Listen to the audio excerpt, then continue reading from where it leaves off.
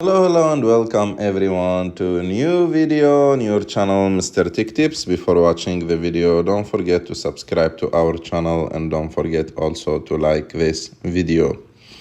In today's video, I will show you how to get directions on Google Maps. So to do this, it's very simple. You have just to go to Google Maps, open it, and after that, type the location that you want to use on Google Maps. For example, if I want to go to that place.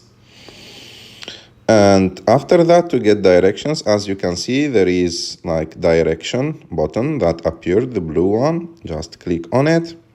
And as you can see, it will give me the direction. And of course, you can get the direction, different directions if you are going by car, or if you are going by motorcycles, or if you want to go by public transportation, or if you want to go also walking, and if it's available also for airplane, it will give you the airplane.